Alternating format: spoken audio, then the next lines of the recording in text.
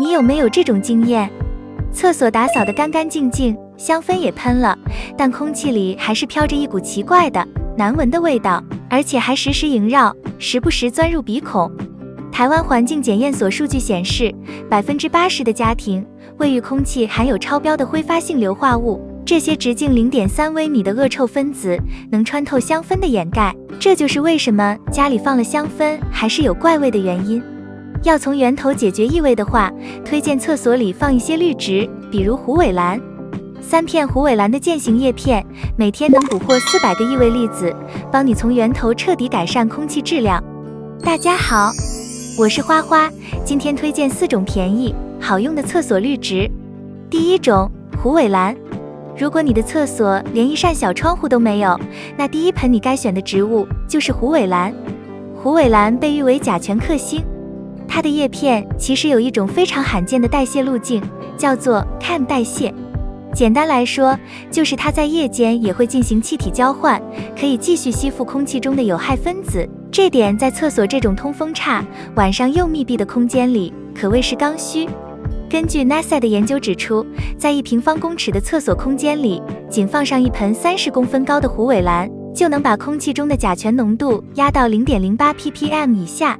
这个标准下，闻不到味道，对人体也不会造成刺激。另外，台湾台南成功大学也做过一个小型实验，他们发现，在浴室里放置虎尾兰1个月之后，硫化氢的浓度降低了37%。硫化氢就是我们常说的臭鸡蛋味，很多厕所味道的来源其实跟它有关。厕所湿气重，空气湿润，虎尾兰本身又不喜欢潮湿的土壤，如果你频繁浇水，很容易造成根部闷烂。建议采用干透才浇的原则，一般来说2至3周浇一次就够了，冬天甚至可以1个月不浇。虽然虎尾兰不需要太阳，但完全没有光照的环境，时间久了会让它变得土长，颜色暗淡。建议每隔2至3周，把虎尾兰搬到有自然光的阳台或窗边，晒半天的散射光，让它恢复活力，再搬回厕所继续放。如果你不方便移动植物，也可以用一盏小型的植物专用补光灯，每天开1至2小时，就能帮虎尾兰维持光合作用。虎尾兰的大小，建议选盆径在12至15公分以内的，不大好摆，也更好照顾。第二种，黄金葛。如果家里有中老年人或者3代人生活在一起的，那黄金葛将会成为你的大帮手。在台湾，一到夏天，厕所的湿度常常飙到80%以上，而黄金葛天生就适合这种高湿环境。它的叶子上有一层自然形成的蜡质表皮，能帮助它控制水分蒸散，也能适应阴湿、封闭的空间。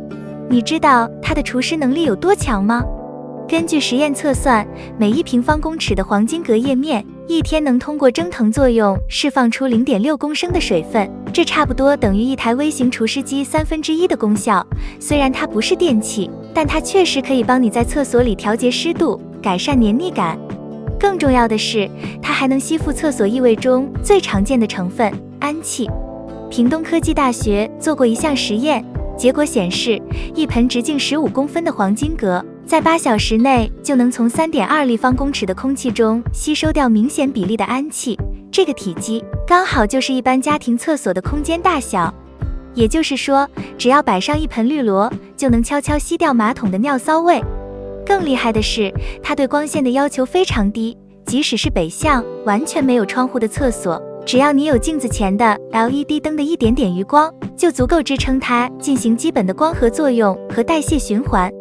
黄金葛是出了名的懒人植物，而厕所刚好是它的理想生长场所，你可以选择水培或土培。但在厕所这种湿气多、通风差的地方，建议优先用水培。摆放位置方面，适合的地方包括洗手台旁的小台面、马桶水箱上方、镜柜边的吊架或墙角，或者直接吊挂在洗手间门背后或墙边。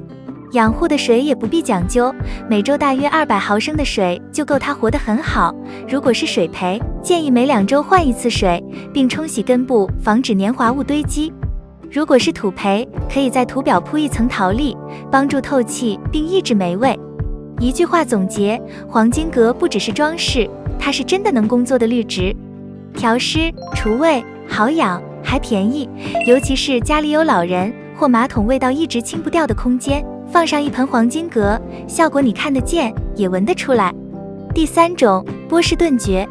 波士顿蕨是厕所里最温柔但最有效的净化源。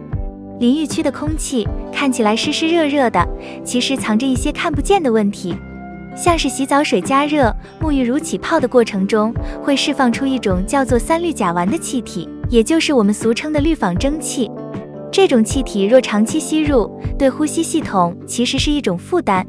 但波士顿蕨恰好是少数可以在高湿环境中吸毒的绿植。它那一片片羽毛状的副叶不只是好看而已，叶片表面拥有非常细密的微小孔隙，可以持续吸附空气中的挥发性气体。根据数据显示，每平方公寸的叶面积，平均每天可以吸附14微克的三氯甲烷。这个量相当于一个普通换气扇运作15分钟所能排出的同等气体量。换句话说，如果你家洗澡排风扇，那放上2盆波士顿蕨，也能在一定程度上帮你吸走化学蒸汽。台湾中研院植物研究所也提出建议，如果你家的淋浴区大约有2平方公尺的湿区，建议悬挂2盆直径20公分左右的波士顿蕨。不只能吸附有害气体，它的根系还特别适应浴室的碱性环境。像是肥皂水溢出、洗发精残留这些泡沫，对其他植物来说可能是毒，但对波士顿蕨反而是营养。那该怎么在厕所里养好波士顿蕨呢？其实非常简单，它特别适合吊挂在浴室的墙角、吊杆或靠近淋浴区的位置。这是因为它喜欢湿润的空气，洗澡时产生的蒸汽反而会让它长得更旺。不过要注意，虽然它喜欢湿气，但并不喜欢泡水。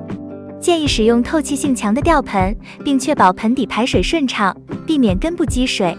若想要它的叶子不掉不黄，盆土就不能太湿。日常养护方面，建议每周喷雾2到3次，保持叶片湿润。但土壤可以稍干一点，观察叶色略淡时再补水就好。